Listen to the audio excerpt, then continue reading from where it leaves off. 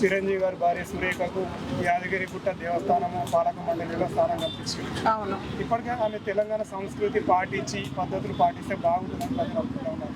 ఏదైతే బోనాల పండుగ అయితే ఏమినేమి, బతుకమ్మ పండుగ అయితే ఏమినేమి, మన సంస్కృతిలో చాలామంది ముఖ్యులు ప్రముఖులు ఉన్నారు, కానీ అలాంటి వాళ్ళకి ఇవ్వకుండా సురేఖకి ఇచ్చారు.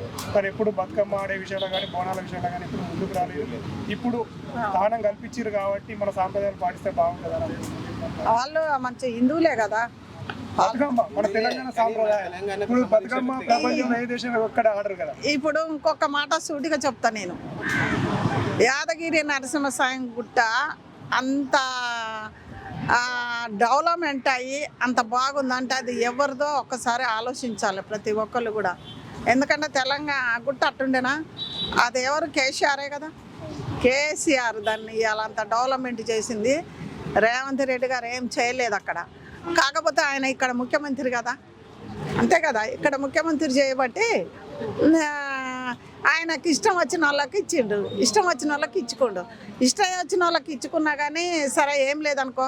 ఇప్పుడు ఆమె సరే ఆడ కూతురే అనుకో, రేపు దీనికి చాలా విమర్శలు వస్తాయి. ఎందుకంటే ఇప్పటికే అవుతున్నాయి. ఇంకా సరే పోనీ ఇప్పుడు చిరంజీవి గారు వాళ్ళు మనం అభిమానులు చేయబట్టి మా అలాంటి వాళ్ళు మాట్లాడతారు.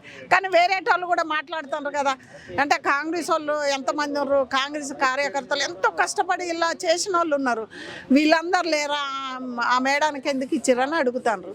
సరే ఇచ్చిండ్రు, అయిపోయింది. ఎటుబడి ఎన్ని రోజులు ఉంటుంది, దాని గురించి ఇంకా మాట్లాడుకోవద్దు.